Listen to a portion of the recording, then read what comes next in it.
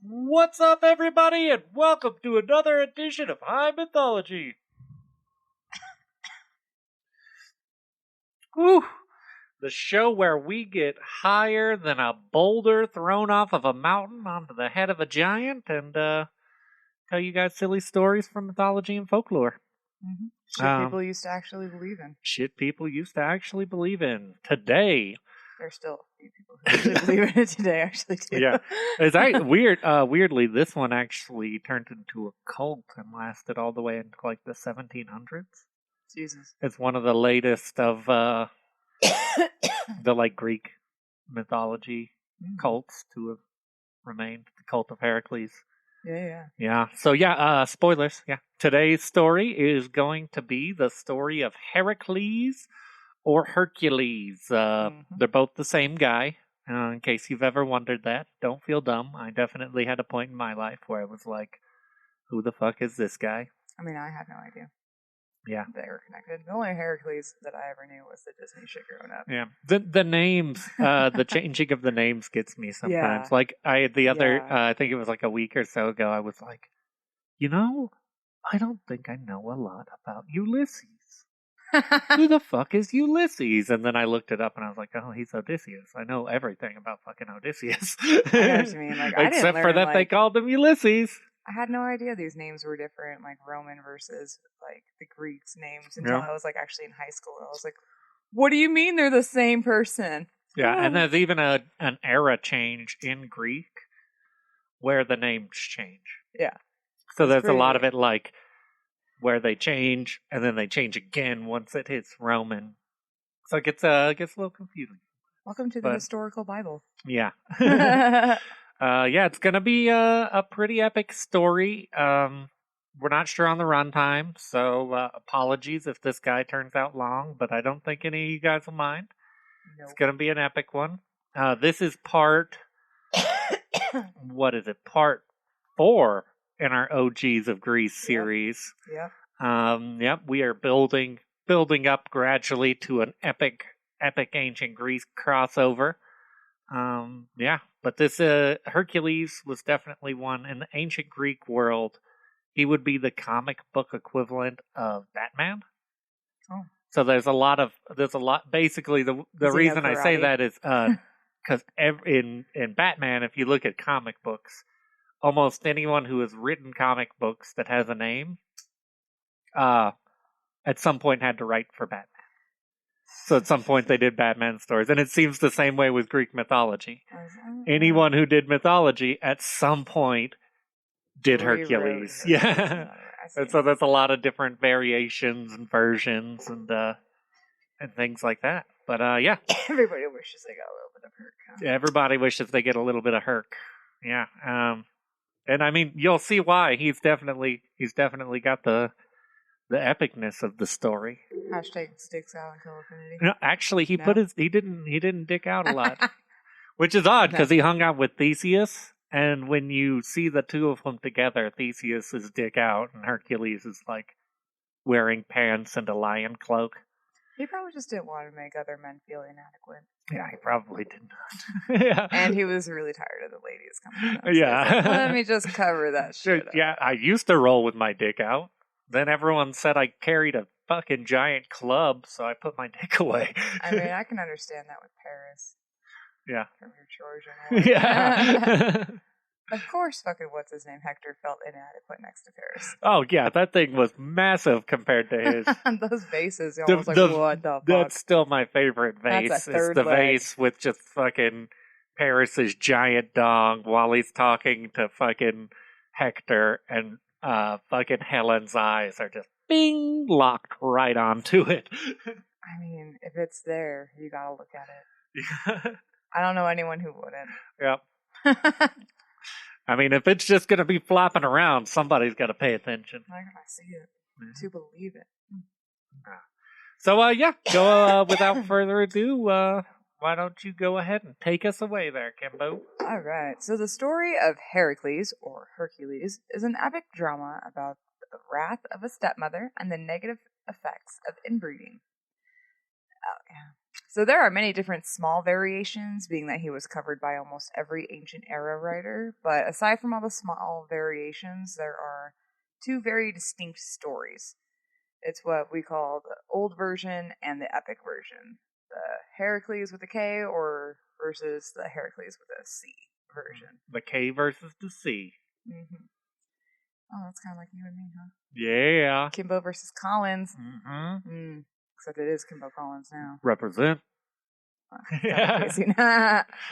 So the oldest version of the story of Heracles with a K is a rather short in comparison to the epic that most people know. The story ties all the way back to the Greek creation mythology, namely the battle against the giants. And so the story goes that when the giants came to the gods of Olympus, they were sent a prophecy. The only way that they could defeat the giants was with the help of a mortal. So Zeus went down to earth for Heracles, the strongest of all the mortal men. And in the old version, it's only lightly referenced that the idea that he might be the son of Zeus. It seemed like it was more just focused on the fact that, like, we had to go get Hercules because he's such a fucking badass. Yeah. I mean, I get it. That's like coming down and asking a rock for help. Yeah, I would do I that. mean, literally, The Rock played Hercules. And honestly, oh, hey. and a lot of people gave him shit. And the funny thing is, too, as I heard a lot of flack when that movie came out because of his skin pigment. Because The Rock is darker skinned, and people were like, "You're gonna have someone dark skinned play Hercules?" The dude's part Ethiopian. He wasn't a white boy. Yeah, and and I noticed too, even in some of the old vases and shit, you can tell his complexion is darker than Theseus when he's standing next to Theseus. This is how Christianity came in and destroyed everything. Well, yeah, fuck the white man. That's all I'm trying to say. No, thank you. Okay. Sorry. So, Zeus seems more focused on his strength and his mortality. So it came back to the Olympians, or he comes back to Olympus, where an epic fight ensues, and all the gods fight by his side, which is, for that time period, was a big deal, seeing how that hadn't really happened before. You know what I mean? Yeah, gods don't stand up for mortals. And because this is like old. This is the like from the Theogony. Mm-hmm. Yeah, so like old school. Fucking Hesod Old shit. school. Hesod up in this motherfucker. So eventually they managed to kill most of the giants, and the remainder they forced into a cave under Sicily, where Heracles crushed them with boulders. Heracles, in part of the old stories, pretty much ends there. They don't really cover any of his early life or the rest of his exploits after slaying the giants, at least from what Dustin has found. Yeah. They did, however, take the character and transform him into much more, completely disregarding his involvement in the fights with the giants. On to the real shit. On to that real shit. The story that made him the legend that we still know today is the story of Hercules with a C. Hercules or Heracles with a C. Yeah, whatever. Whereas Theseus was the hero of Athens, Hercules was the hero of the rest of Greece. Similarly to his cousin Theseus, he was descended from the gods, namely Zeus. Go figure, that motherfucker can never. Yep. Weakest pull-out game for a god. I know, ever. Yeah. He's definitely not the god of pull-out. No, that's you usually. Hey, you failed us last time. Wait. Oh. Wrong button. I deserve. Well, you're next to Zeus now. Yeah. Weak pull-out game. Anyway, who was not only his father, but also his great-great-grandfather. Fucking nasty. Yeah. Yeah, that's a very, very straight family tree. Yeah, his mother was named Alcmena and was the granddaughter of Perseus, which also gave him royal and heroic lineage. So one night, Alcmena was home alone, waiting for her husband, not setting up any awesome traps, apparently.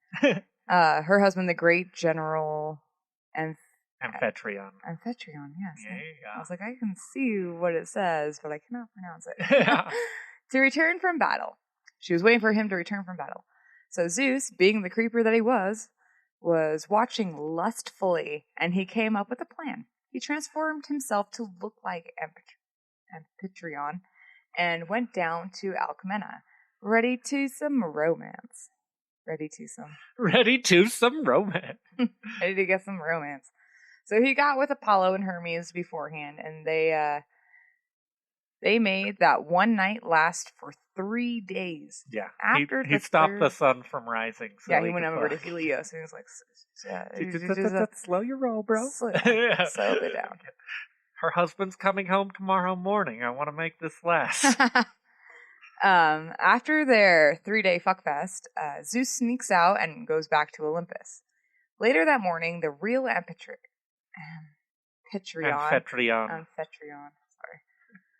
returned home from battle. He picked up right where Zeus left off and went straight back to bed with his wife, having 4 nights of sex for this woman. Poor thing, she must be exhausted. She's just wondering. She's like, oh my god, what did he learn in that war? I know, right?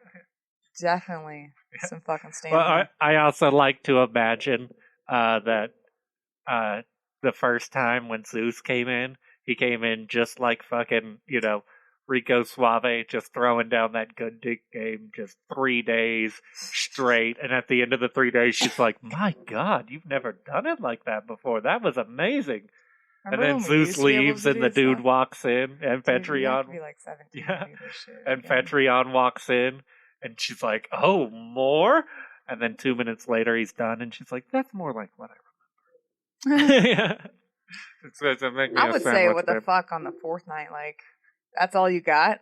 What happened the last 3 nights? You were so much better last night. And oddly, last night seemed very long. And he's sitting there thinking, I thought so too. I slept for what felt like 18 hours and then woke up and it was still dark for, another fucking 18 hours. I know, right? At least 24, right? Yes, yeah. Because that was like a 3-day fast. Yeah, 30 hours. So,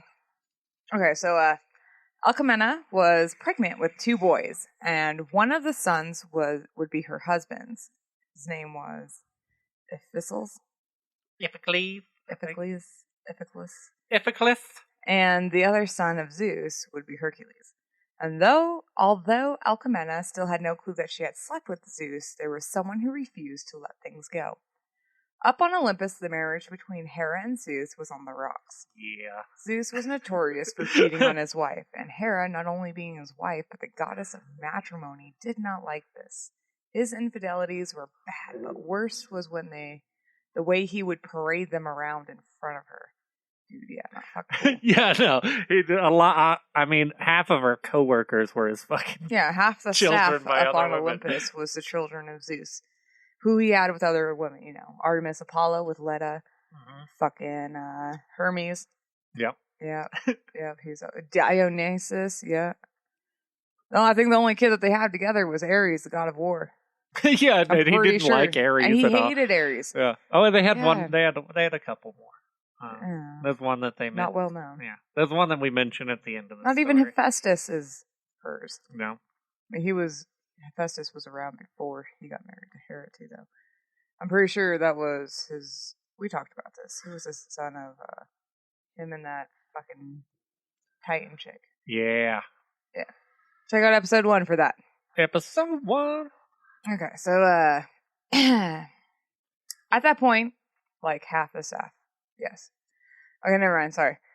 Not to mention that he literally named Heracles for Hera in the original. Yeah. So that's probably the biggest slap in the face. Yeah, like, dude. Did you just cheat on me and have a kid? Oh, don't worry about it, babe. Yeah, no. I named him Heracles after you. Yeah, that's as bad as you like going out and finding some bitch, getting her pregnant, and be like, no, we gotta name her Kimchi. Is that woman pregnant with your kid? Yeah, but we're gonna name her Kim. It's gonna be cool. You're like, fuck no, dude. 1, that's a terrible name. 2, what the hell? So Hera was angry, and she had enough of her husband fucking around. So she was determined to put a stop to it. One morning, she noticed the sun didn't rise, so she sat there and watched as it was dark for 3 days, knowing her husband had to be the one responsible. I like that too, that like he pulls that move, and when they mention that, it becomes evident that like he didn't really pull one over on anyone other than the lady he was sleeping with and her husband who planned on leaving for home in the morning. Everyone else was just, I imagine farmers were just fucking, humanity, why hasn't the sun rose? Demeter will make things Yeah, what did we do? When the sun finally rose, she went to Apollo and demanded to know why it was dark. Eventually he relented, and Hera found out about the pregnant Alcmena. And she, right then and there, decided that the child's life is going to be a living hell. So instead, divorcing her asshole husband. Yeah. Which has just been what she did. Yeah. And I feel like that's the big thing with Hera. Like, I hate her, especially, I hate her mainly in the story of Hercules, but, I feel for her. I definitely feel for her. But I always thought that this was definitely the point out of all of them where she should have just told him to fuck himself or kicked him out of the house. I mean, she's not even the goddess of jealousy. There's a whole different goddess for that. Yeah, and she didn't care. She was probably getting fucked by Zeus. Mm-hmm. Goddess of jealousy, aren't you there for me? Oh, I would be, but I'm banging your husband every Tuesday. Sucker. Her first dick move would come before Hercules was ever born. She went to Zeus and made him vow to make the next boy born to the line of Perseus, king of Mycenae. I think. Okay, so Zeus immediately agreed, knowing that his son Hercules was to be the next male born to that line. Pretty much solidifying his goals to make Hercules the king. Because that's basically what he was trying to do. Is he was trying to, one, he was trying to get his dick wet, but two, he got such a nut off of how cool Perseus was and how much everyone loved Perseus that he definitely, it's definitely clear that he went for Hercules with the same mentality. Like, nah, I'm going to go down, same family line, and breeding's not a thing to worry about. Sure, not like my child's going to come out fucking crazy. Technically, that doesn't really do anything with the gods. You know what I mean? Oh. There's differences. There's a very key difference that I found. I did not think that was a big deal. Mm-hmm. But there's some very key things that you'll pick up along the way on Hercules' story that I didn't even embellish on. First grade. He has a ton of trouble with anything artistic related or like reading related. He's prone to bouts of rage and anger. He's known to fly off the handle. He's got the strength. Yeah. Strength tugging it. Yeah. So Hera knew Zeus's goals, and with the help of their daughter Alethea, the goddess of childbirth, they managed to ruin his plans. She made Hercules stay in the womb for an extra month, and in that time his cousin Eurystheus was born premature. And that would later come back to taunt Hercules when he got older.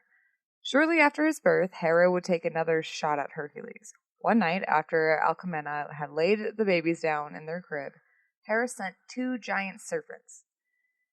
Iphicles, his brother, cried out in fear, and Hercules, on the other hand, sat up, grabbed the snakes by the necks. He laughed, and they swung them about until they were both dead. I killed a snakey. After the snake incident, Alcmena went to the good old oracle who told her about her boy who was destined for greatness. At some point after this, they figured out that Hercules was the son of Zeus. Yeah, I like this too because that was like, I think by that point he was like 10 or 12. So it's literally for 12 years she's just wondering why one of her kids is so fucking different than the other. And they also make it clear that like they had different color hair, they had different color eyes, like they did not look alike at all. Jesus. And Phaetrion's over there like, something right. And it was decided that he shall have the best trainers from all around Greece to teach him for Hercules. Mm-hmm. So, Autoclus, the grandfather of Odysseus, came from Ithaca to teach him wrestling. Yeah, let's wrestle. The stand-in Papa Amphitryon.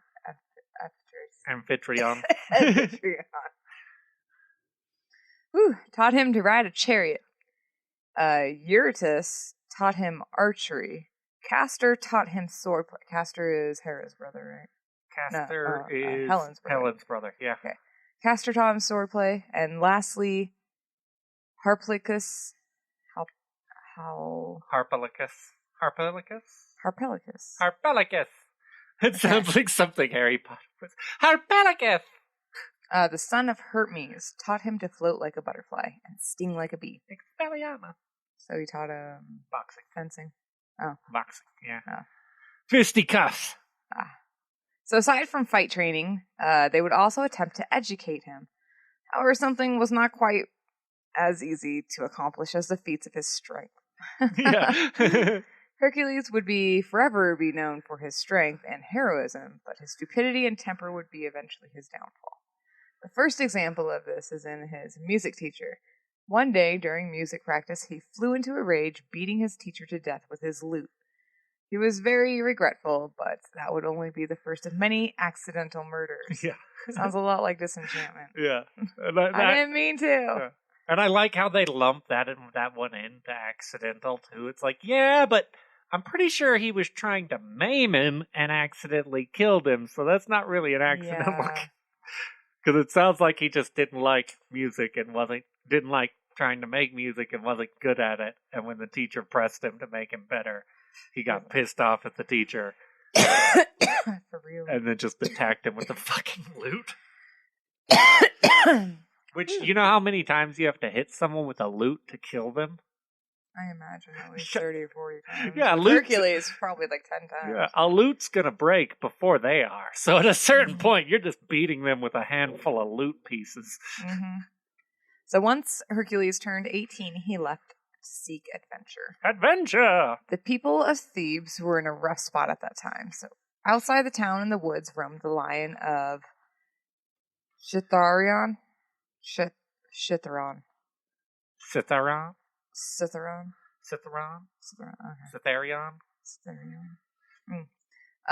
It was a giant lion that would feast on hunters and pretty much anyone else who wandered the woods.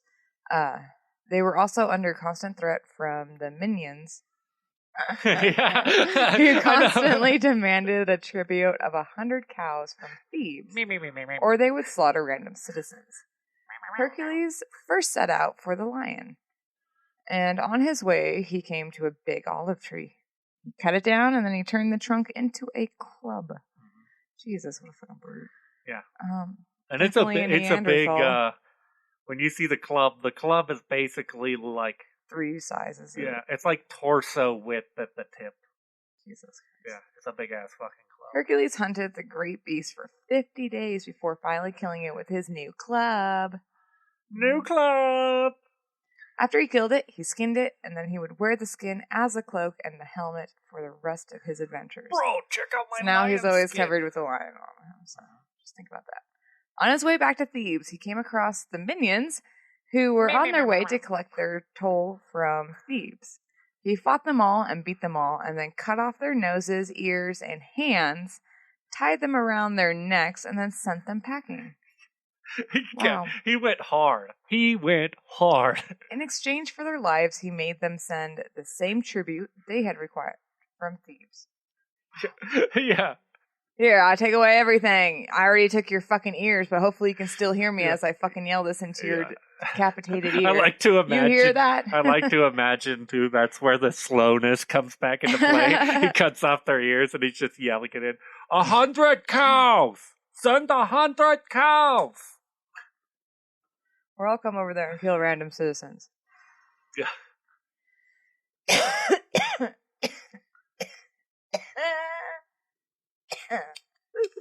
Some good shit. What kind is this?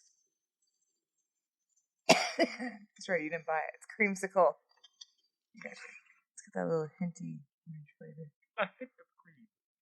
Okay, so upon Hercules' return, the people of Thebes herald him as a hero. The king gave him this hand of Princess Megara as a thank you.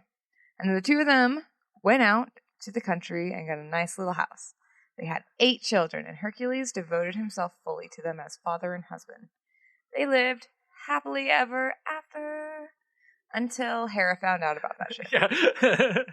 She saw a happy Hercules, and it pissed her off. Wouldn't Pissed that have her been nice for him, though, if he had just ended up being like, that was his whole story? Like, what did you do? I cut some dude's ears off, and I killed a lion, and then I went and lived happily ever after with my wife and kids. That sounds nice. One day, when they were out, Hera sent Hercules hallucinations of battles. The visions sent him into a rage. He slaughtered his wife, all of his children, and some townsfolk before coming out of the rage. Once it had passed, he had no clue what had happened. The last he remembered was that he was with his family. And then suddenly he turns around. And then suddenly he is surrounded by bodies, with the townsfolk watching. It was Amphitryon, who realized that he was finally back to his senses. He approached Hercules and told him what had happened. Hercules listened to the story and then told Amphitryon.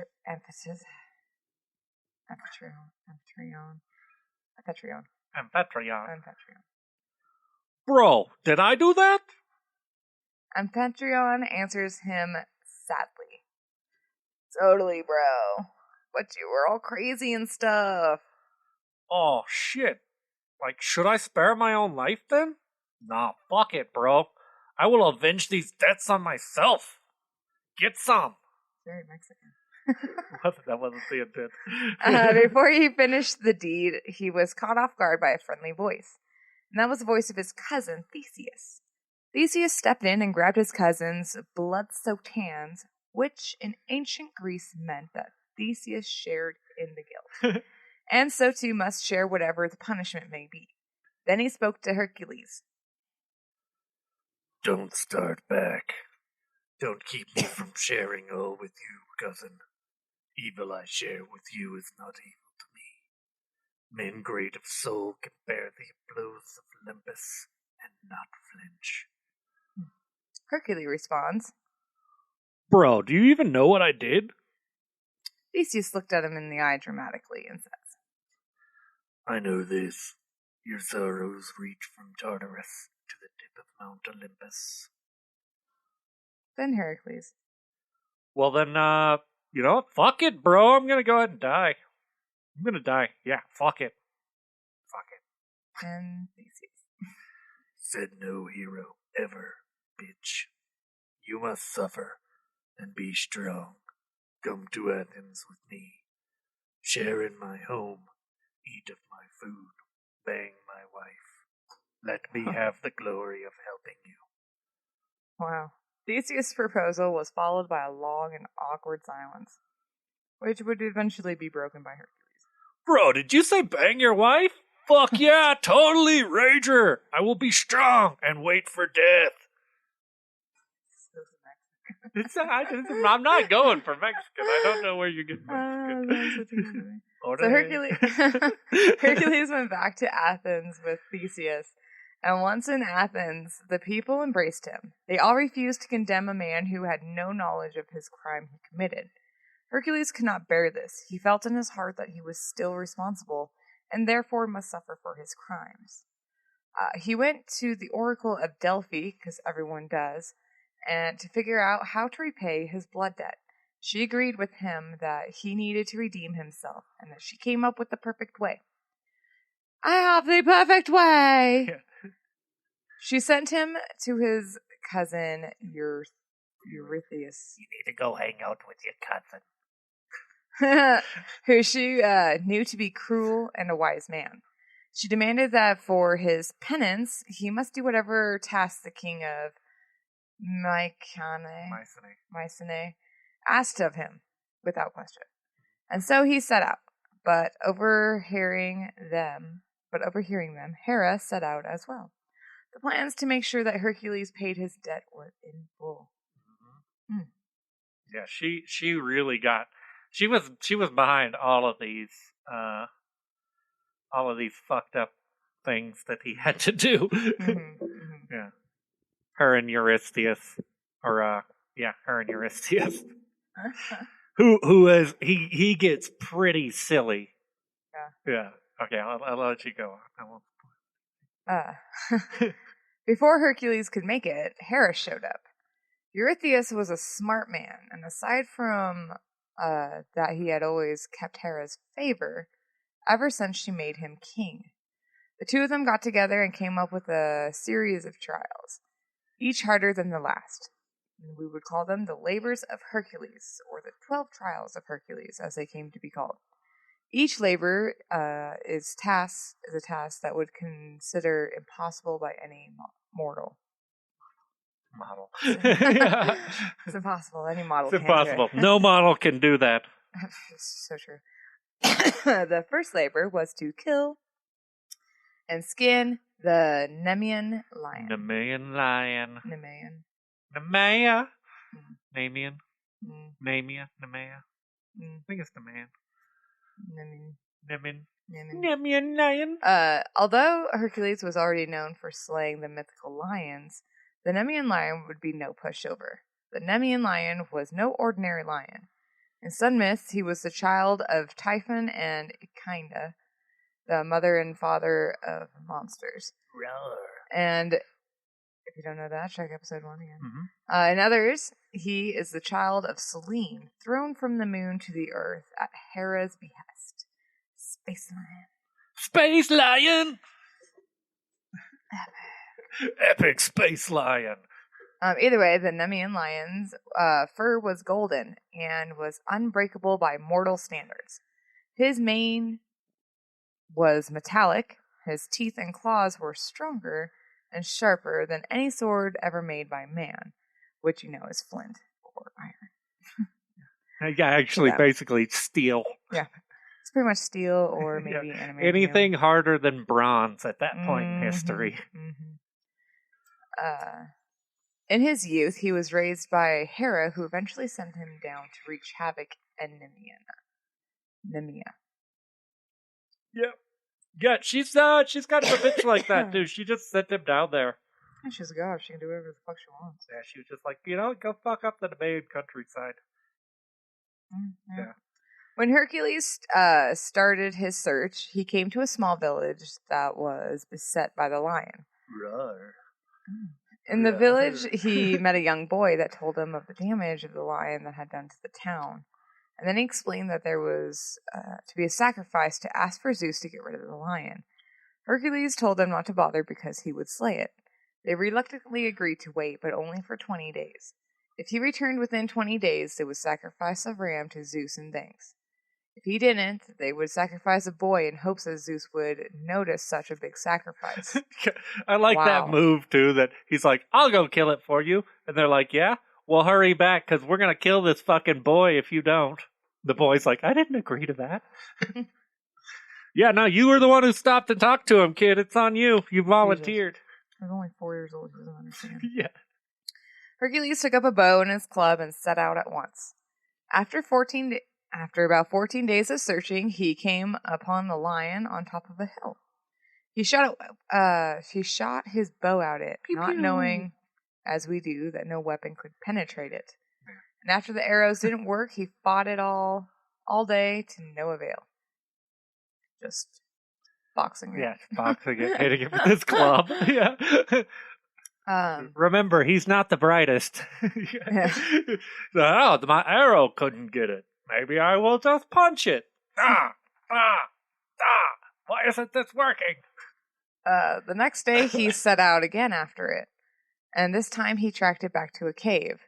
Once it was inside, he blocked the entrance and went after it old school style. He hit it with his big-ass club to stun it, and then he jumped on its back and choked it to death. Chokehold. Oh my gosh, shit. Go to sleep. Go to sleep. Chokehold. After it was dead, he came up with his next problem. How to skin the indestructible lion. After hours and many broken knives, Athena showed up to guide him.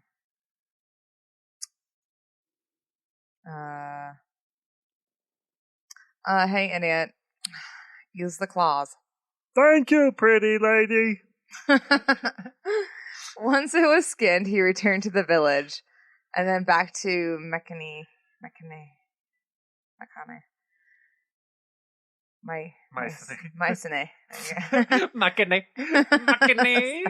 was like, there's no AA except in the once he got there, he went right into the castle and threw the lion skin at Eurystheus' feet.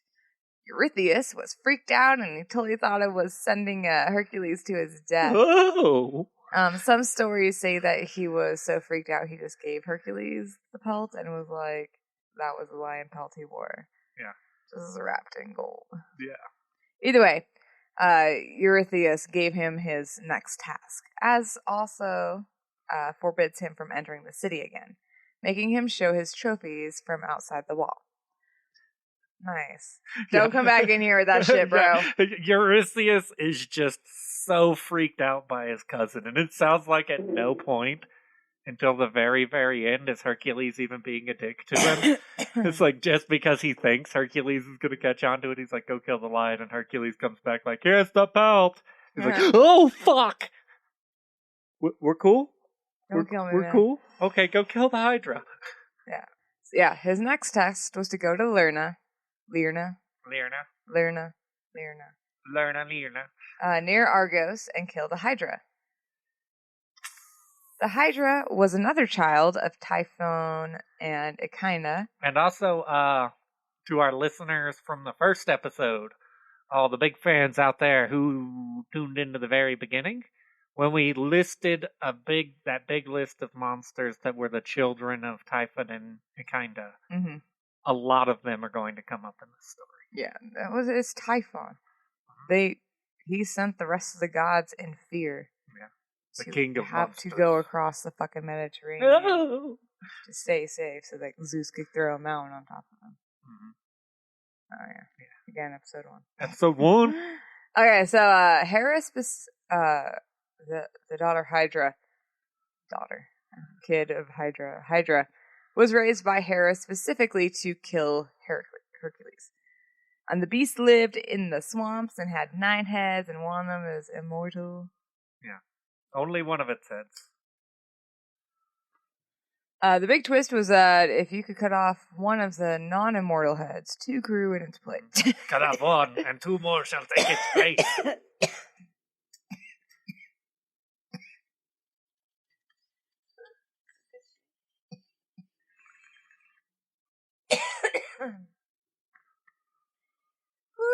In addition to all of that, the Hydra's blood was poison, and it put off a stench that could kill a mortal man. Yeah. Had some real stinky balls. That's you if you're talking about, man. It's gross. I cannot be in the same room as you. For the task, Hercules enlisted the help of his nephew, Aeolus. Which, shout out to Kevin Sorbo and my homeboy, whoever his name was, that played Aeolus. I love that dude in the old Hercules show.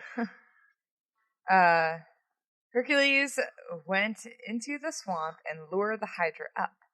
Then he started cutting off heads with a golden sword, and given to him by Athena. Because she felt like so sorry for the idiot. Thank you, pretty lady. Every time he went to lop off one of the heads, Aeolus would burn the stump with a torch so that no more could spring up. Sorry, I have a really hard time looking at So no mo. Yeah, I'm like, it looks so Italian he would. To me. So no more. Aeolus would burn the stumps every time Hercules would cut a head off. That way, no heads could grow back. That was nice of him. So eventually, he got all the way to the last head, and then he cut it off, and then burned it under a big ass rock, and rendered his body dead. Blech. After it was killed, he dripped his arrows in its blood, coating them with a deadly poison. During the fight, Hera also sent a giant crab to assist the Hydra. This is like fucking. This is where Godzilla comes in. Well, they say giant crab, and he was a giant crab by like crab standards. Yeah. by human standards, it looked like he was about knee high. The Alaskan crab. Yeah. So it was That's like, he was a Alaskan giant crab. crab, but he was really just like a Okay. giant by crab standards. He's still Yeah. just a crab to a person. Hercules crushed it under his foot. Yeah, accidentally. I Oh, forgot to jeez. write that in too. He accidentally crushed it when it was rushing him. After the battle, Hera decided to honor the monsters, and so she had raised to kill Hercules. She made the Nemean lion into the constellation Leo, Leo's in the house? and Crab became Cancer, and the Hydra got its own constellation. I don't think anyone uses the Hydra in the modern fucking Mm, constellations, but not really. but Cancer and fucking Leo stayed. Hey. The next labor was to bring back the sacred Cernian Cerninian hind. hind. And the hind was the sacred animal of Artemis, that's the goddess of the hunt.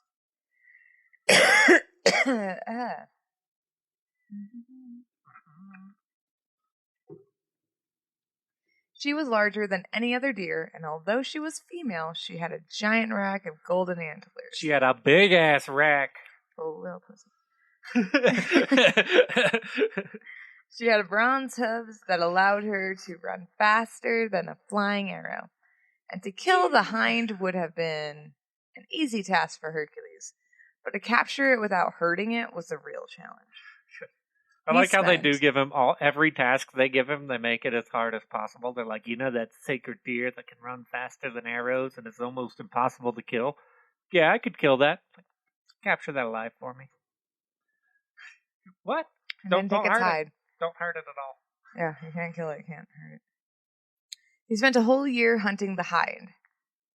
And all throughout Greece and beyond. Eventually he caught it, and there are many different versions of how, a ton. So this is one of those Batman moments where it's like fucking the Waynes getting killed. Like there's a million different people who have written that story. Oh, that's true. That's true.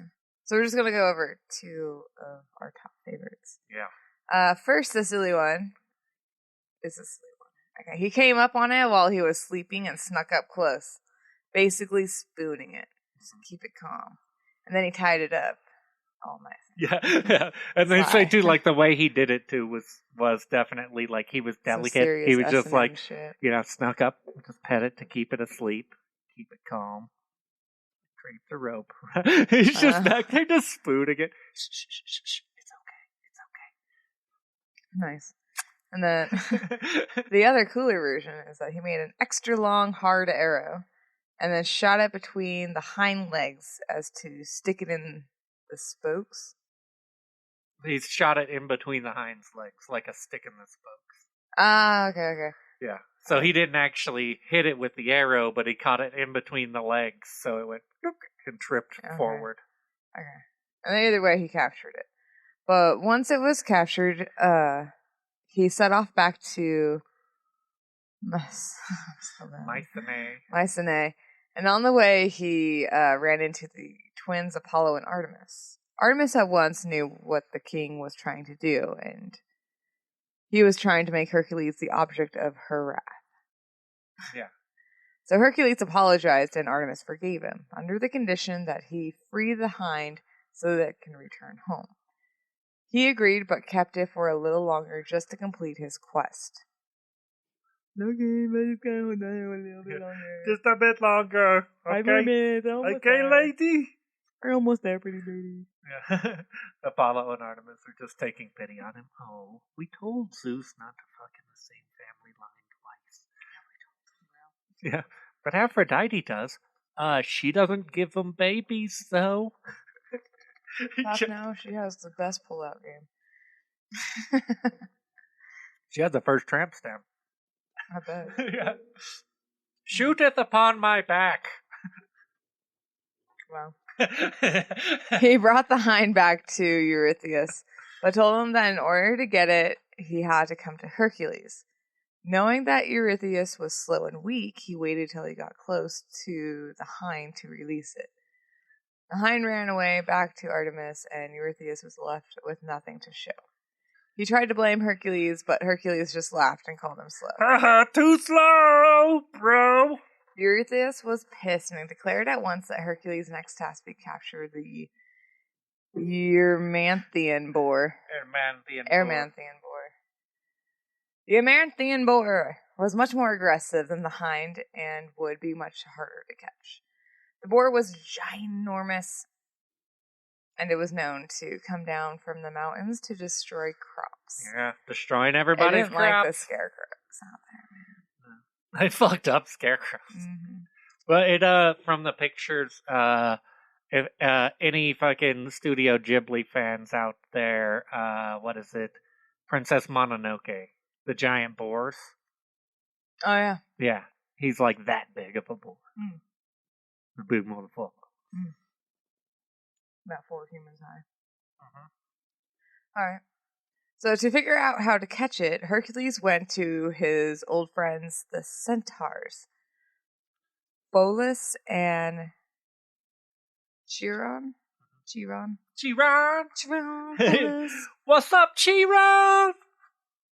Okay, so they had some lunch and busted out a bottle of wine. And then the other centaurs smelt the wine, and they came down to the party like douches. Bro, who's got the fucking wine out? As usual, the centaurs got too sauced and started to cause problems, namely attacking people trying to run off with women. Yeah. And, namely attacking people and trying to run off with women, which is always a thing for them, I think. Yeah, now that's totally their move. Anytime they're totally the fucking douchebags of the ancient world. Because they straight up, like, anytime booze comes around, they'll just show up like, where's the party, bro? So Hercules whipped out his bow, and arrows started flying. He was taking down centaurs left and right. Pholus, confused at how he was killing centaurs with one shot, examined one of the arrows. Touching the poison, he was killed. It was enough to kill him on the spot.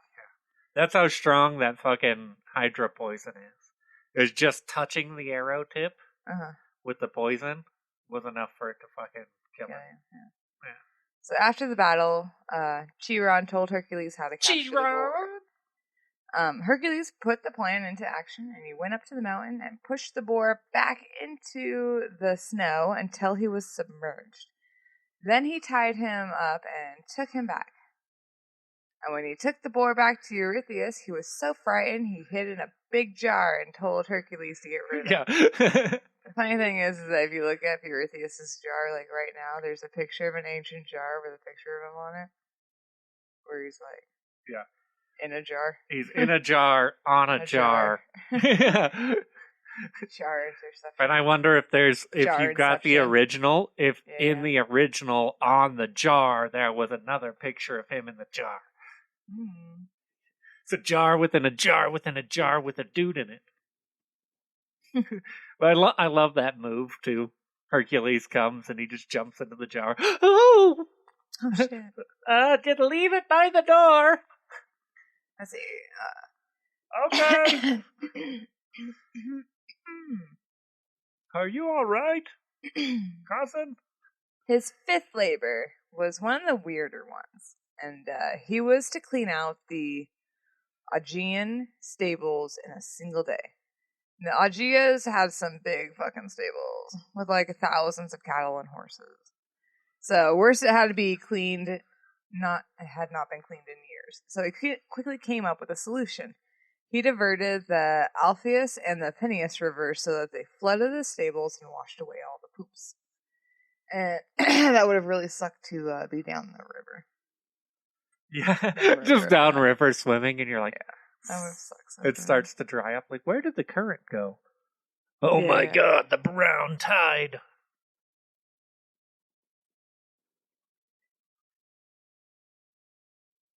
Sorry.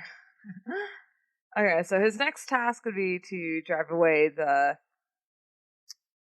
Stymphalian birds. They're giant eagle-like birds created by Ares. that fed on people. Like condors. You know? Uh-huh. So they had bronze talons and beaks, as well as sharp metal feathers. And they could fling... Their feathers like projectiles. What? Like a goddamn fucking Pokemon. And actually, Dude. too, the funny thing is, if you look at the picture of them, one of the old pictures that they have, they totally look like a fucking Pokemon. Like they're even just like swinging out the fucking feather blades. Pew, pew, pew, pew, pew. And, okay, so worst of all, their shit was poisonous. So wear a hat, I guess. Yeah.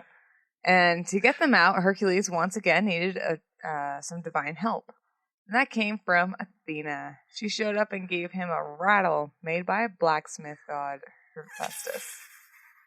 And with that, he was able to draw them out of hiding and shoot them with his bows. Thank you, pretty lady, again. The one he didn't kill fled to an island in the Euxine Sea, where he will still encounter them again in the future.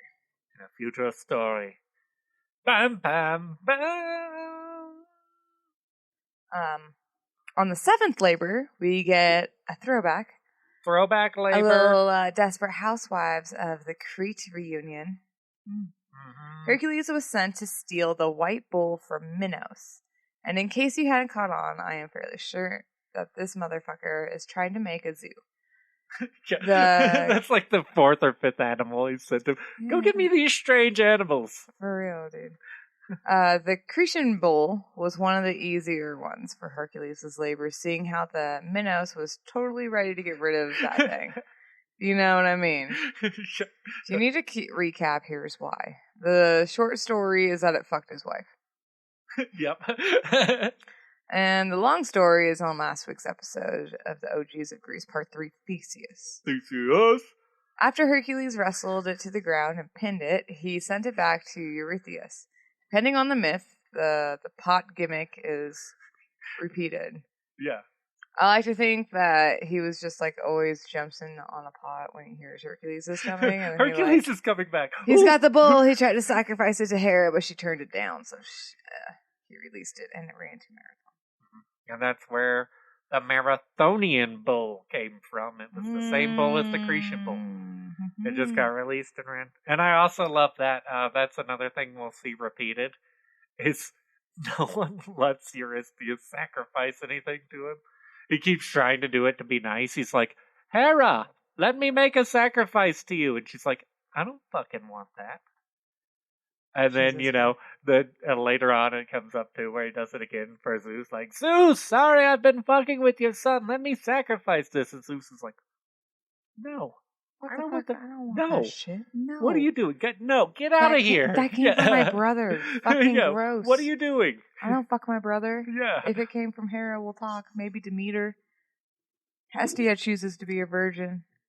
That's her choice. Hestia. The goddess of hearth. The goddess of hearth? It's really the home. So the next labor would lead him on a little side quest, and he was sent to get the man-eating mares of King Diomedes of Thrace. Diomedes? All right. Yep. And yes, Diomedes is everywhere, like a rainbow in the fucking dark. Like a rainbow in the dark! Funny twist, though, this Dio was a giant. Yep. Not like Rodney. The man-eating mares were no normal horses. They were the offsprings of Ares and Cyrene.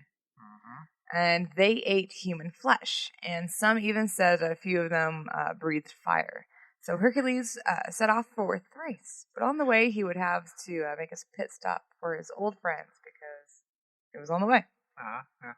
Sometimes you just gotta stop at a homie's house. I mean, if you're going on a long journey and your homie's house is on the way, might as well stop in for a little drink, get some drink.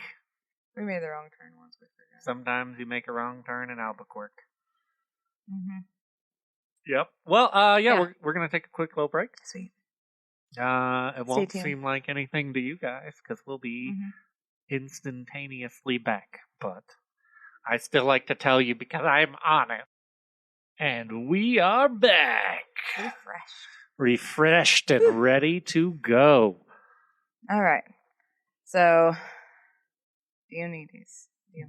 We're on this. Yeah. Okay, Taking a little side quest. All right. To tell this little side story, we must first track back just a bit to a point in time when Zeus killed Apollo's son. Yep. Mm-hmm. We talked about this one. Yep. Apollo was pissed, so he decided to kill the Cyclopses. Pretty much like all of them. And Genocide! Zeus wasn't mad. He was just disappointed. Just like a disappointed dad, he put Apollo in timeout. It's so much worse. It's so much worse that he's just disappointed. As I have told before, he was forced to serve on Earth for 1 year, most of which he spent playing his fucking music. Which, I like to think he was playing Rock God. With a lyre. Whatever. Just jamming out. All along with the watchtower. Indeed. He was sent to serve under the king of Thessaly, Admetus, and his wife, Alcestis. And boy, did he serve them both pretty good. Mm-hmm. We had also talked about that in our previous episode. He ended up loving them so much that he heard that the fates were about to cut the thread of Admetus. So he went to them personally, and he asked them to spare the life of his lover friend. And they agreed, but only if someone else was willing to die in his stead. So Apollo took him the news that he would die if no one agreed to die for him. And he was saddened, thinking that he was too young to die. So he sent out to find someone to take his place. First, he went to his parents, who were the old and decrepit, and they both denied him. Right here, which made him feel incredibly angry. Right here. Fuck, Mom, Dad, you're supposed to protect me. Wow. I live in Florida. It's fucking tits down here. So, then he went around seeking anyone. He offered large sums of money to the families of anyone who would die for him. And what, to die? None would do it. He must have been a bad king if no one of his fucking subjects wanted to die for him. Well, also that's kind of a point that I guess the goal of that story, the point of that story was that no matter what everyone says, everyone values life above all else. Because no one else was willing to take the plunge for him. Even the sick, the decrepit, the people who knew death was coming were still so afraid of death. They were still like, nope. Yep, no, I'll wait for my time. And after exhausting all the extra time Apollo had brought him, he was out of options, and then his wife volunteered. He accepted, and then she died in his place, leaving the king alive, but alone. Aww. The queen was well loved by everyone, so the king decreed that there would be a magnificent funeral and an extended time of mourning. Then on the morning of the funeral, he got a knock at the door. It was none other than his jolly old friend Hercules, just passing through and looking for a good time. Although they were in mourning, Admetus did not want Hercules to know, for fear that his emotions would get the best of him and he would fly into a rage. And so he greeted Hercules in a friendly demeanor, but he was still in the colors of mourning. So Hercules inquired about who had died. Who had died, bro? And Admetus told him that it was a woman of his house, someone who he was not related to, and of no real consequence. And Hercules, noticing his friend's sadness, offered to leave. But Admetus was insistent that he stayed. So he told his servants to keep the secret and went to tend to his wife's funeral, while Hercules went to eat dinner alone. Hercules understood that Admetus would have to show his face at the funeral because of tradition, but he didn't understand why he had to eat alone in such a solemn setting. Regardless, he wasn't about to let all that sad face spoil his good time. The servant sat there and watched as he devoured plate after plate of food, and then he tapped into the wine. He got drunk and started to belligerently singing. Whoa. McDonald's. Oh no, it's way worse than that. And worse yet, that his singing was very poorly, and the songs that he chose was a very objectionable objectionable material. Objectionable material. What do you sing, Dusty? Let's hear it. Bring up Bacchus on the map for the wet-ass pussies! Woo, Cardi B! Cardi B, huh? Wet pussies! Oh, I see. That was one of her more endearing songs, I know. Well, they said objectionable, but I could not find the actual song he was singing. All of them, the closest I could find in actual translations was just one that said, he chose to sing a very vulgar song. I'm like, well, I gotta replace it. It's either pop that pussy or wet ass pussy. Kids these days don't know about popping it, but they know about the wops. Mm-hmm. So the servant started to look up, upset by his belligerence, and which Hercules noticed, and this got him really trying to get the party started. He got up and started going around the room trying to get someone to drink and sing with him. Shots! Come on, somebody! Have a drink, bro! Fuck it, too! Fucking keg stands, bros! Let's party! But no one would even give him so much as a smile. This upset Hercules more. Seeing how heated he was getting, one of the servants spoke up. It is not time for laughter or drinking. Hearing that, Hercules started to get even more heated. He yelled back at the servant. Why not, bro? Because some stranger woman is dead? The servant replied, a stranger? Well, that's what Nancy said. Are you calling my brothif a liar? My brothifus? The servant looked baffled, then managed to muster a response. Oh, no. I forgot what my voice. It's only our master is too hospitable. Please have some more wine. Our troubles are our own. I forgot the voice. Sorry. Hercules was now fully pissed, and he knew he was being lied to, so he stood up and he grabbed the servants. Everyone in the room froze in fear, anticipating his next move. What's going on here, bro? Why aren't you fucking telling me? What are you hiding? You see that we are in mourning. But why? Why such a show for the fucking stranger woman? She was no stranger woman. She was our queen Alcestis. Oh. Hercules at once let the servant down, and his look of anger was replaced by a look of embarrassment and shame. Oh, shit. Oh, my bad. I didn't know. I was singing WAP and my friend just lost his wife. Fuck, bro. I really wish someone had said something. I feel like a total fucking asshole. He truly took the blame and shame for ruining the funeral. I've got to do something. Sorry. He truly took the blame and shame for ruining the funeral, and although no one told him, he blamed himself. Being Hercules, he did what he usually did when he felt like he was in the wrong. He went way overboard on the apology. He decided that the only way to atone for his injustice was to rescue Alcestis from death. So he went in search of Thanatos. Once he found the Grim Reaper, he offered him to fight him for Alcestis' soul. And Thanatos accepted. Not that he really had a choice, but the two of them fought. And Hercules, being himself, won the fight, and he could take Alcestis back to her husband. When Admetus returned from the funeral, he found that the house was empty except for Hercules and the woman with a veil on. When Admetus got close, Hercules pulled back the veil to reveal the face of Alcestis. Brocephus, do you know this lady? Admetus' face instantly erupted in horror. By the gods! What is this, a show? Is she a specter sent to haunt me? Or some trick by the gods? Hercules seemed honestly confused by that remark. No, silly. It's your wife. I broke my foot off in that bitch Thanatos' ass and brought her back from the dead.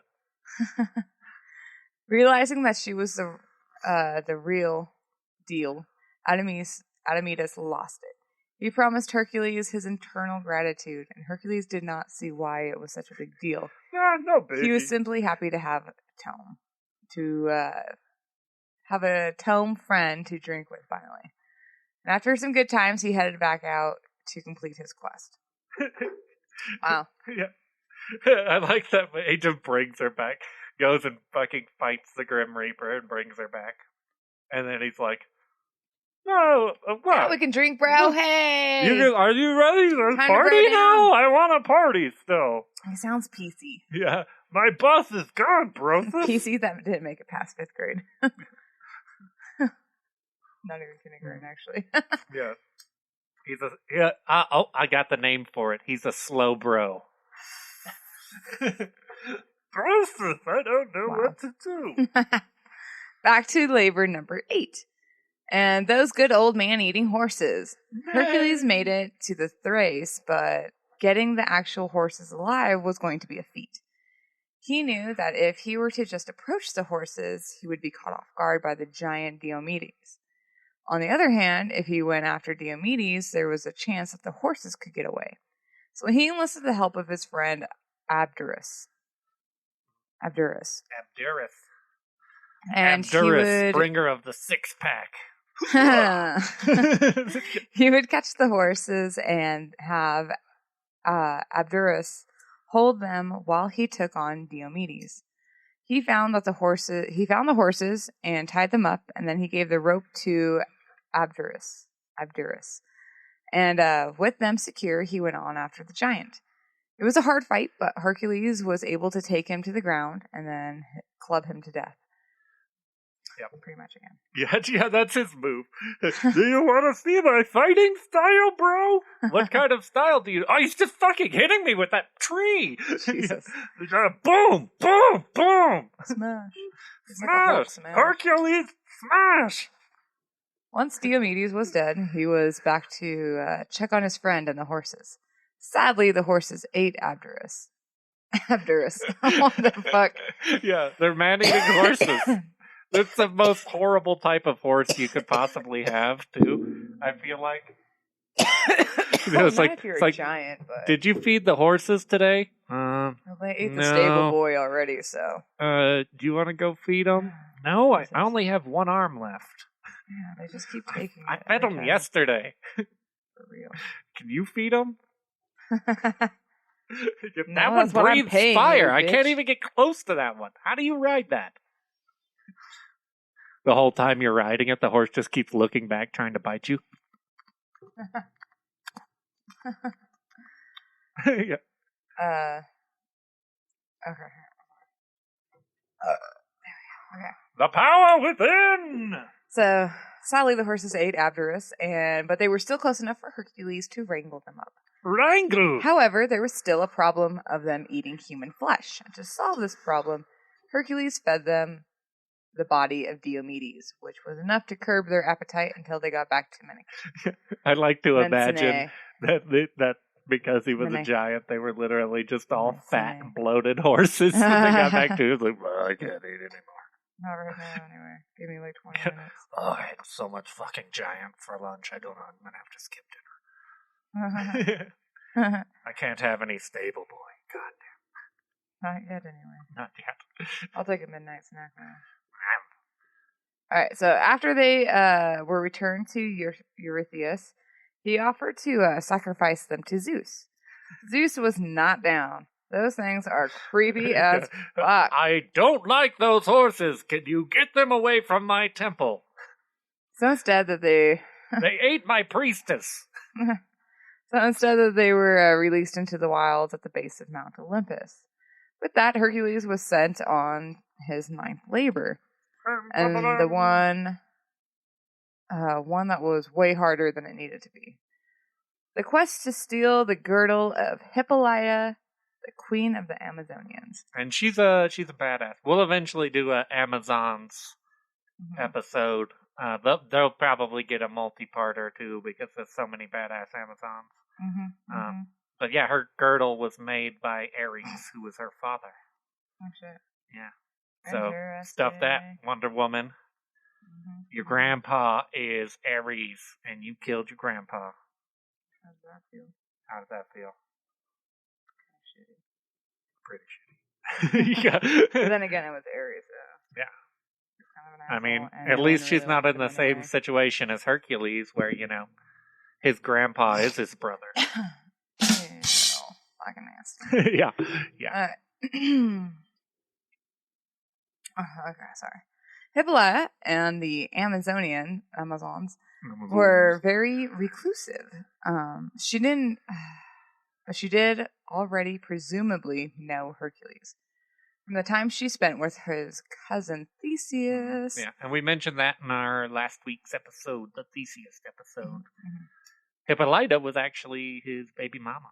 Yeah. Okay, so it was said that she met him on his ship and almost instantly was willing to give up her girdle.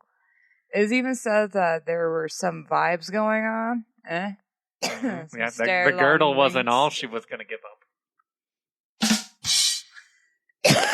But before they could get to business, old stepmom came in. Seeing that Hercules was not only about to get the girdle, but also some pussy, Hera stepped in. She took the form of one of the Amazons and yelled out that Hercules was trying to kidnap her, like his cousin had. The Amazons attacked. Not tracked, sorry.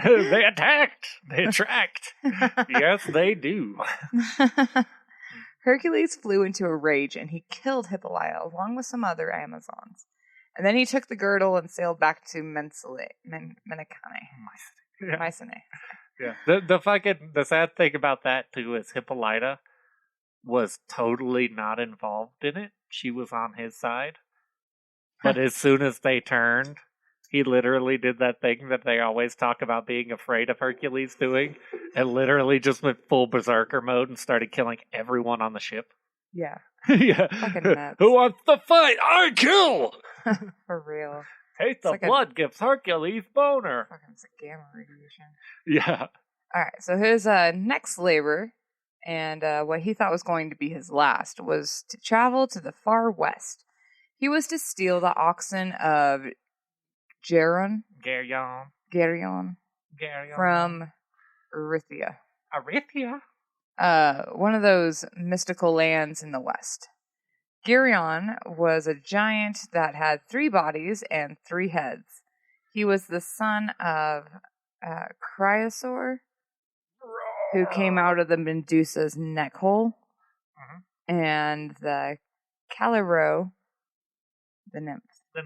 Yeah, and in our Perseus episode, we talked about Medusa's neck hole and the creatures. Yeah. So interestingly enough, Geryon's sister is Inkinda, the mother of the monsters, making him the uncle of monsters. So Geryon wasn't alone on his little island, though. With him was two-headed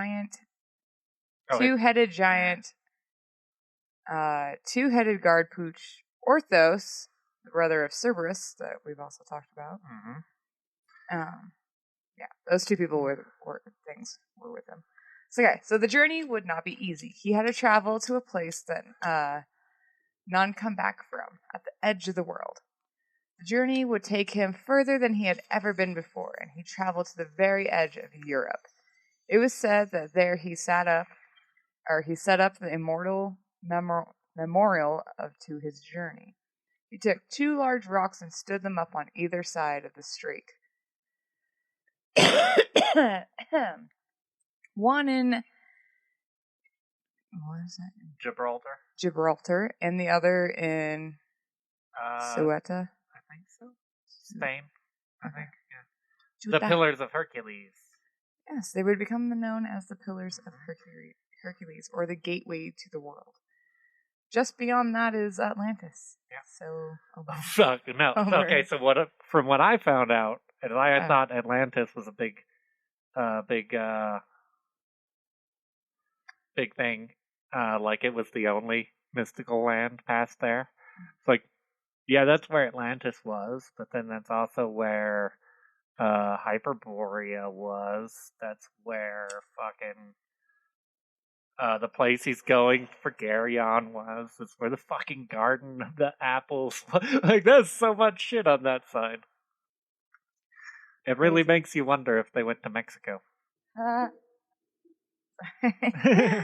Alright, so the rock in Gibraltar would be known and important, also become important in other religions. But after that, he made his way through the desert of Libya, where he got so pissed at the heat that he shot an arrow at the sun.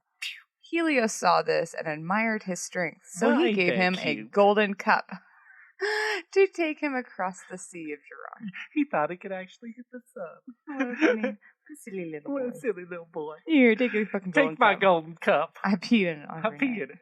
Well, pee in your mouth a little bit. Once he set foot on the island, he was immediately attacked by Orthos. And it only took one hit from his club to make the mighty beast fall. Poor guy. I know. I feel bad for that pooch. After that, Gerion's herdsmen came out to confront Hercules. What's going on here? Hercules did not even try to hear him out. He swung his club again, and Eurytion, the herdsman was dead. He then set his gaze to take Gerion's oxen. Gerion heard about the death of his dog and his herdsman. My herdsman too? And That guy was so innocent. he set out to take Hercules down. He put on his 3 helmets, and he took up his 3 spears and went after the oxen thief.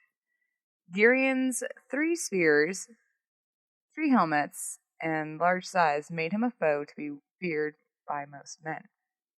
But Hercules wasn't most men, clearly. Yeah. He pulled up his bow, set one bow at Gerion, and it hit him right in one of his 6 eyes. The hydra poison steeped into the womb, and Gerion was dead before he could even reach Hercules. Hercules grabbed the oxen and sailed back to Mycenae. Yeah. Sorry. Sorry. I simply love that you've pronounced it wrong like every 14 different ways. This whole thing. Sorry. Alright. Once he returned the oxen, Hercules believed he was finally done with his labors. But Eurystheus didn't feel the same way. When Hercules came to say he was done, Eurystheus told him that he had cheated 2 5th labors he did not complete himself, but instead needed assistance. Sorry. I like, too, that Eurystheus considered the rivers assistance. He diverted to rivers, and he's like, well, the rivers helped. The rivers did all the work. It wasn't you. Yeah. So I diverted them. That's so stupid. I had Orpheus play a tasty jam on top of your stables. Watchtower. Nice love song about cleaning up after your own shit. Yeah, the animals do it for him. Sometimes you gotta pick up your shit, and sometimes you gotta put your shit down, but shit's all around. Nice. Thanks, Tom Buddy. That's Orpheus. So, Eurystheus came up with 2 more labors so impossible that he believed even Hercules couldn't complete them. The first of these 2 impossible tasks was the golden apple from the garden of Hesperides. Hesperides, I think. Sounds Greek. The task required him to fight no giant monster or wild beast, but instead find something that had never been found. The garden at the end of the world. Funny thing is that it was actually pretty close to the last place he had gone, but no one knew that. Yeah. So he set off to seek knowledge, but from whom he did not know. So he did what he normally did and just kept being a hero. Eventually something will come along. Yeah. If I go beat things up with my club, eventually something's gonna happen, right, bro? So during the heroic travels, he happened across the Caucasus Mountains, where Prometheus was chained in his internal torment. Hercules, seeing his plight, took up his bow against the giant bird who was feasting on Prometheus and shot it down with his poison arrows. After it was dead, he climbed up and freed Prometheus from his bonds. Lucky move, because Prometheus has some inside knowledge as to where to find the apples. He told Hercules that the only person who he knew it where it would be the Hesperides' father, the Titan Atlas. Sorry. Atlas. Sorry. The Titan Atlanta. Nope. Atlas. Not just Atlas, sorry. Prometheus' brother, his brother. So, Hercules set out for Africa, where he found Atlas holding up the sky. Africa.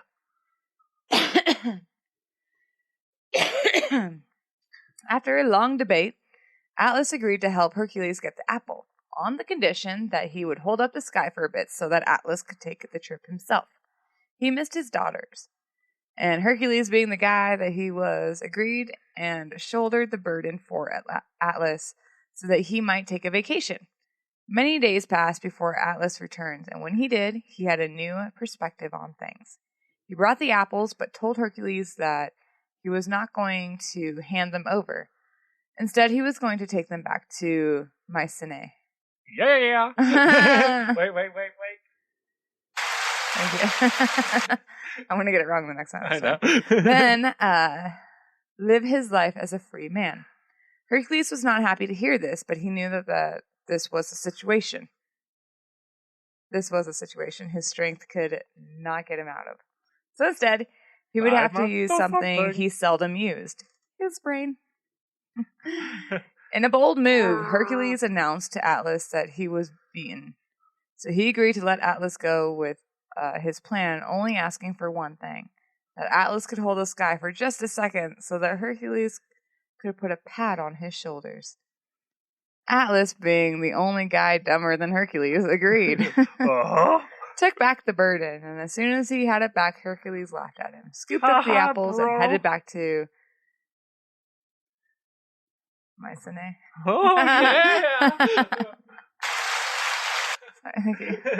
Once back at Mycenae, Eurystheus gave him what could truly be his final and most daunting labor, to go down to Hades and bring back the guard dog Cerberus.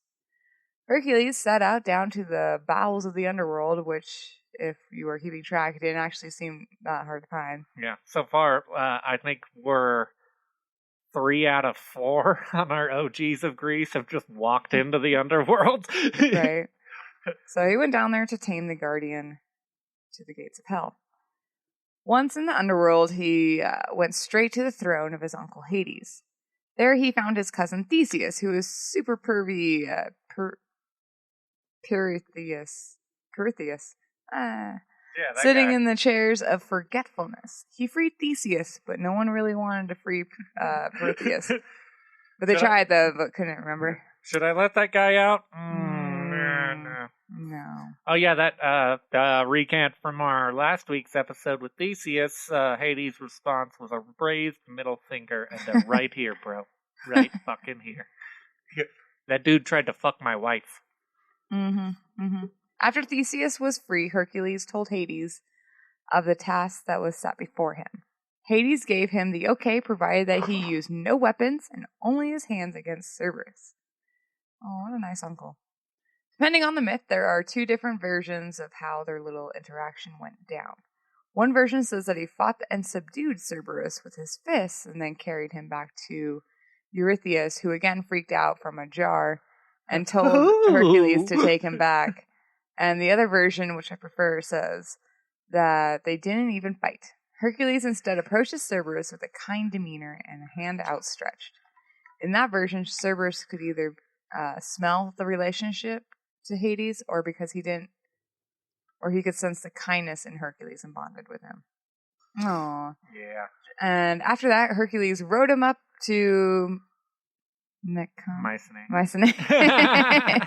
Where again, Eurystheus freaked out from a jar and told him that he had to take it back. Oh gosh. I also think there's no better move than to show I am done with this shit than showing up riding Cerberus. Sir. I like to imagine he just shit right in the middle of the fucking palace. Look at my new pooch! Yeah. You want to keep this dog? I know, right? He drops 75 pounds of poop a day.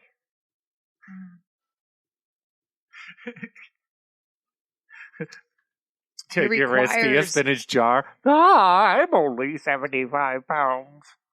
It requires 20 pigs a day. Yeah. For real. That's a lot. Yeah. With that, his labors were done, and his penance was paid for the murder of his wife and kids. He could finally live as a free man, and although his labors were done, his adventuring days were far from over. As a matter of fact, it is during this time in his life that he would be part of the most epic journey pre-Homer, the quest for the Golden Fleece. The Fleece! That is a story to check out in a few more weeks. It was also around the time that he would get love back in and attempt to remarry. He set his eyes on, was that Deianira? Yes. Deianira, a beautiful maiden whose name was translated to a whole heaping pile of foreshadowing. Destroyer of husband. Nice. Yeah, that's literally a translation of her Why would you name your daughter that? For fuck's sake, people. Yeah, she's gonna fuck some dude up someday. That's what I wanted in my daughter. Yeah.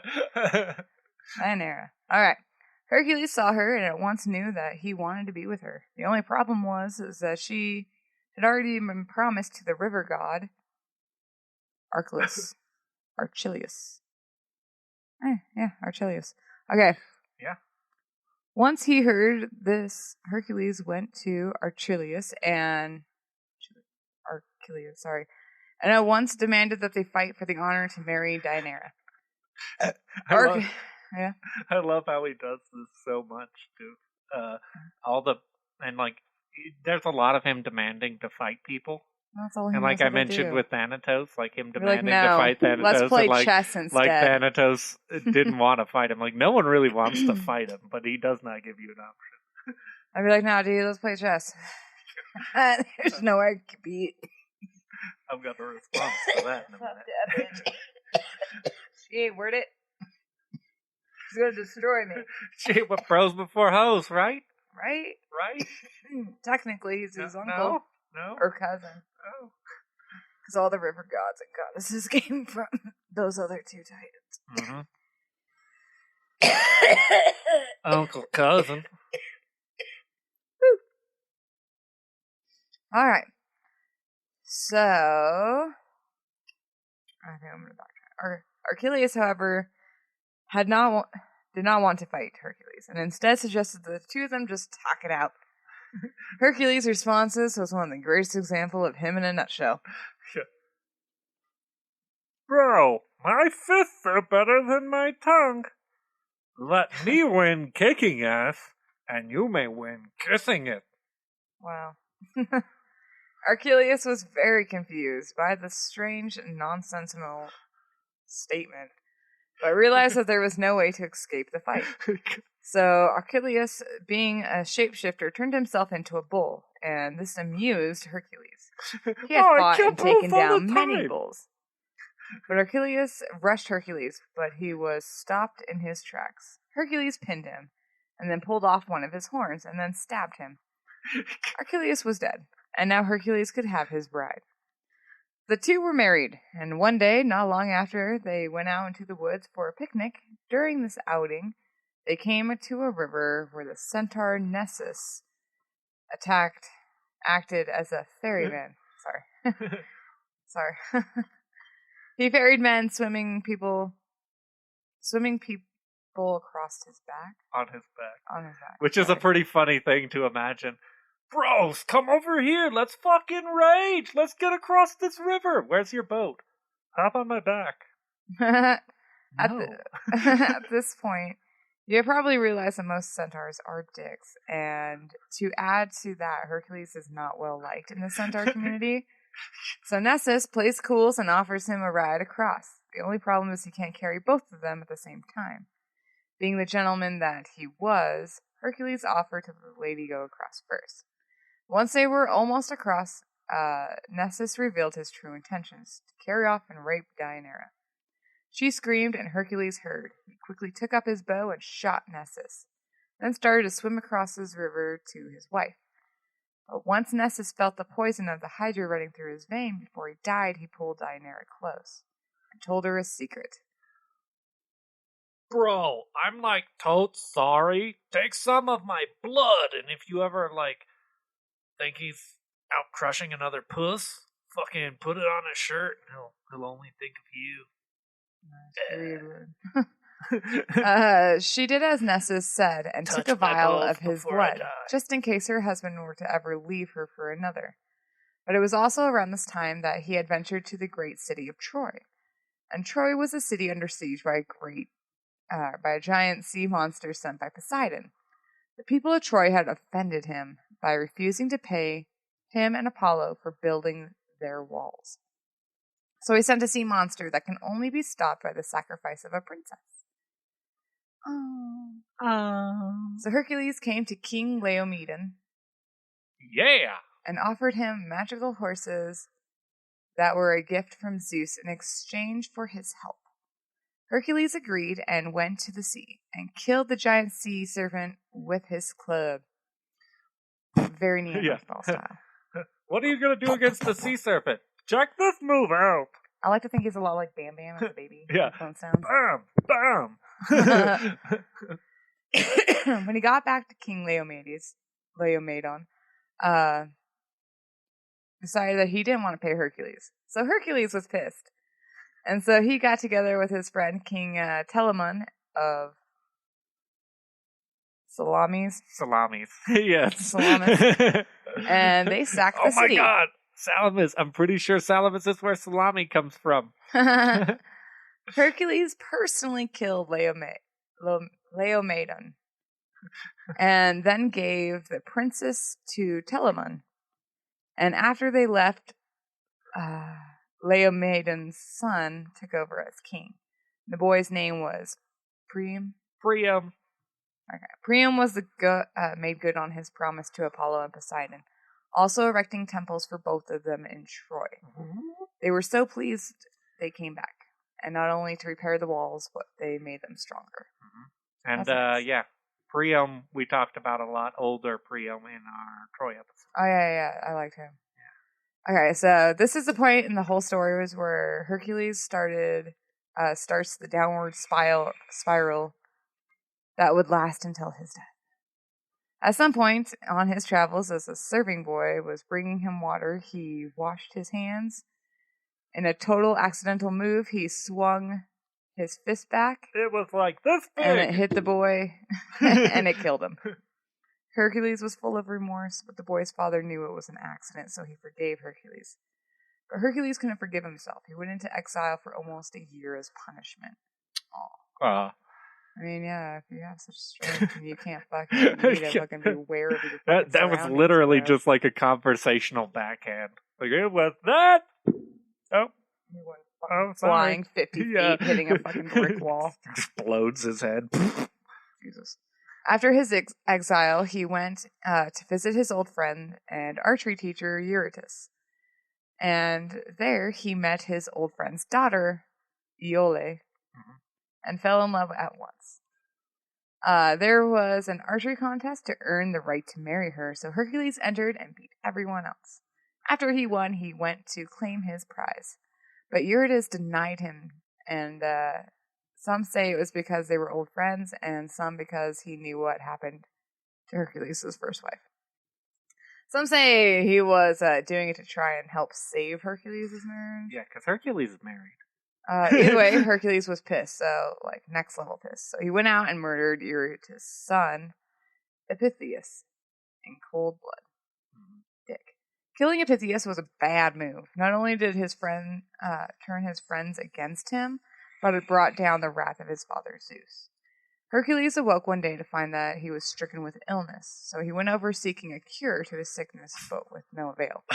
So he did what everyone in the ancient world does when they are lost, and he went to the oracle. Sadly, the oracle could tell him nothing because the gods were hiding it from her. And Hercules didn't want to hear that, so he flew into a rage and started destroying her house. Then turned on her, but before he could strike her down, he was interrupted by Apollo. Of course, that's his bitch. Yeah, you don't fuck with Apollo's oracle. Apollo pulled him outside, and the two of them fought. It was said that they were so evenly matched that anyone could have won. But before it could be made, it was broken up. Zeus hurled down a thunderbolt and that exploded between them. Sorry, wow. Sorry. Woo! He came down. And told Hercules he was being and he punished. came down from the heavens and told Hercules he was being punished. In order to pay his debt, he would have to become a slave again. Was he a slave before? Oh, yeah, for the labors. I guess that is technically a slave. Yeah. Wow. That guy just wasn't very creative, So Zeus sent him to court the queen of Omphale? Queen Omphale? Queen Omphale of Lydia. Omphale? Okay, of Lydia. And if he thought his previous labors had been rough, the 3 years... the 3 years, brah? Brah, was 3 years he had served this queen. The Hawaiian coming out. 3 years he served Queen Omphale really put him to the test. The queen revealed that she was in fact... What? Oh, she reveled in the fact that she had a demigod slave. Okay. Boom. 420, guys. It's hard to read at this point. 420.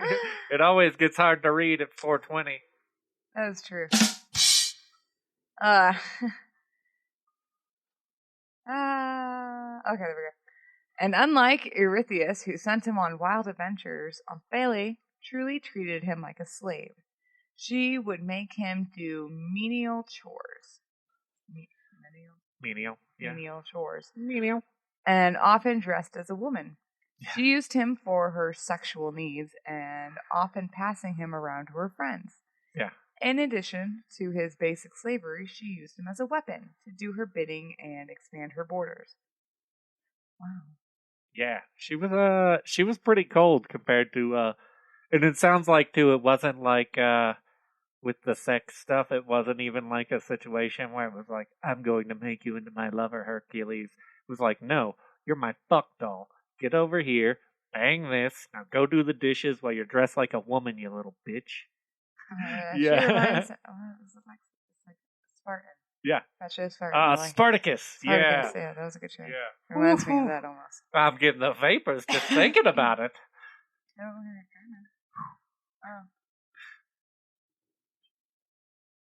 Drink break. Sponsored by beer and soda. Love my shit. Alright, During his time serving under her, he would lead her army against the Etones, I think so. Lydia's fiercest enemies. He also was forced to capture cities and countries for her. During that time, she had him kill Osiris, the pharaoh of Egypt, and also she had him kill Emathion, the king of Arabia. Wow. Yeah, just literally having him fucking just take places for her. Just go. Go kill these fuckers. During this time of bloodshed and the ridicule, he found himself blaming Eurystheus. I want to say Eureka. I know. I had so much problem with Eurytus because of Eurystheus being so much earlier in the story. Mm-hmm. I kept almost writing Eurystheus again. Eurystheus. So he was, during the time of bloodshed and ridicule, he found himself blaming Eurytus for his predicament, even knowing that it was his fault for killing his friend's son in cold blood. He vowed that that when his punishment was over, he would bring a vengeance down on Eurytus. And eventually his time was up, and once again, he was a free man. His first action of freedom was to go home to his loving wife. The king. He did just the opposite. He gathered an army and went after Eurytus, and he quickly captured the city and publicly executed Eurytus. I like to imagine this whole time, too. This is like 4 years probably since he left his wife. Every time he's coming back through there, it's like, oh, he's coming home. Now where's he going? Where the fuck is he going? His move would lose him the last allies he had. After the capture of the city, he sent his spoils of war back home. And among these spoils was a woman that had been his new wife, Iole. Wow, bitch. That was going to be. Yeah.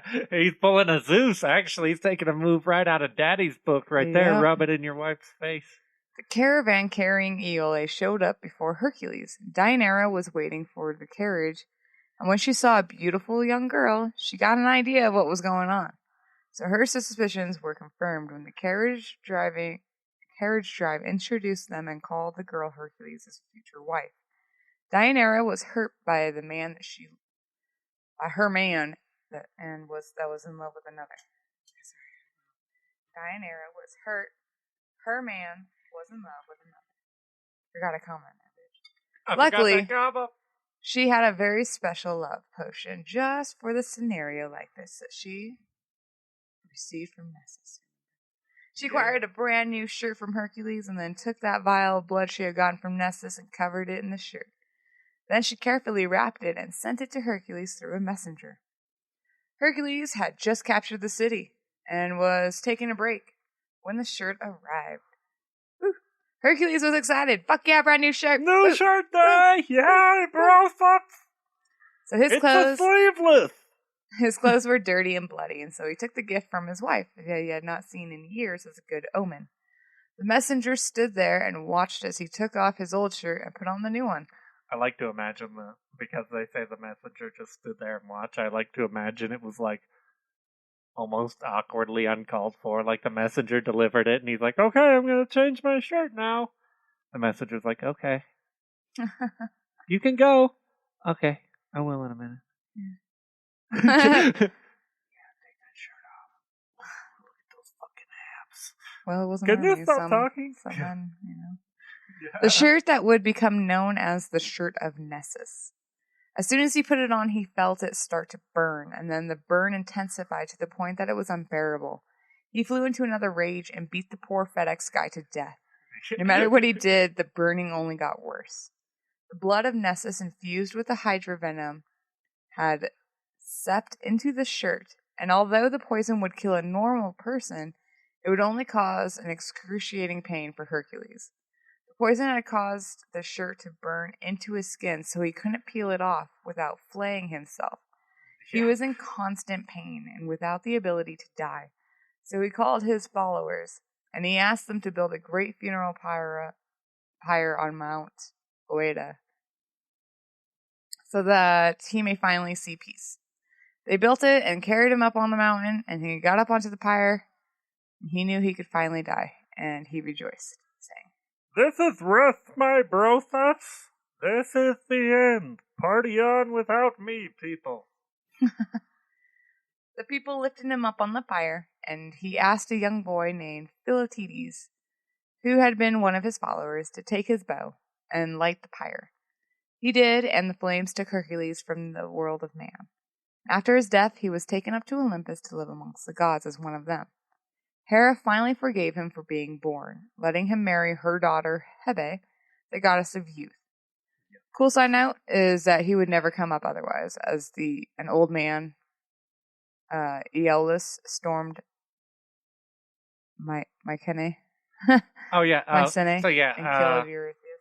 Yeah, so later on, way later on in life, Aeolus, the fucking young cousin that we mentioned, as an old man, decided that he was pissed off at Eurystheus for making fucking Hercules do all those things, and especially for denying him the fucking gratitude for the quest of the Hydra. So he took up an army, and he was like an 80-year-old man, and fucking Hebe came to him and made him young again for a day, so that he could storm the place, and he killed Eurystheus. Words of Ovid, it looks like. Yeah. And after all of his labors, he has rest. His choice prize was eternal peace. Mm-hmm. Oh yeah, that's a side note I forgot to mention to his wife that made the T-shirt. Diomedes. Deianira. Yeah, she hung herself. She should. Yeah. I mean, not really. She attacked the wrong one. She wasn't married to him yet. He hadn't banged her yet. Just kill her real quick. She don't fucking know. Well, she didn't attack her, though. Remember, he didn't say he gave her a poison. She thought she had a love potion. So she was like, if I give him this, he'll be in love with me forever. And he won't even think about this other girl. So I totally felt bad for her in that scenario because it sounded like she got stolen away from a marriage with a guy who really, really wanted to marry her for Hercules, and then was like real hot at first, and then like after 6 months, he's like, "Bye, I'm going to do some adventures with my bros." Oh, look at that Huffy's fast. I've been over this way. Oh, hey Yeah, there. I You're can my see that. friend's daughter. I'm a weirdo. For real. My grandpa is my brother. Yeah. Fucking weird. And yeah. That's it. Yeah, our sources for this episode were GreekMythology.com. I used that for just kind of getting extra reference on monsters, a lot of shit like that. They're fun to watch. Yeah, Great Greek Myths, Amazon Prime original. Super fun to watch. Our book, our tome of fucking Greek mythology that we've been using. Mythology, Timeless Tales of Gods and Heroes by Edith Hamilton, the 75th anniversary edition. Badass book, badass. And it references the works of all the classics, Ovid, Homer, Apollodorus, Euripides, Sophocles, Plutarch, and it, like I said, it was Hercules, so there is basically every other ancient Greek writer. Oh, and Britannica.com, because sometimes you need an encyclopedia in your life. I get it. Hercules was a lot like fucking Midnight Cool. Yeah, you had to look all over for all the different versions. There's a lot. You're like, what are you talking about with this? And you actually find like the story. Yeah. You're like, oh, yeah, interesting. Very interesting. Like, comment, comment, subscribe. Let us know what you think. Please, if you enjoy this, let us know in the comments. Send us messages, things like that. We love to hear from you guys. We'll be doing our the Aborigines will be your next episode, and then after that, we got 2 more to go in this great Greek O.G.s of Greeks fucking series we're doing. Gotta talk about Atalanta. Hotlanta, I like to call her. The big finale. Big finale, yeah. So it's gonna be Atalanta coming at you next, followed by the epic conclusion to all of this. The combination, all of these characters in one fucking place. Mm-hmm. Their quest for the Golden Fleece. Hell yes. Hell yes, folks. That's a fun one. Yeah, it's going to be a fun one. I hope you enjoy. Let us know. Yeah, we love you. Have a good night. Have a good night.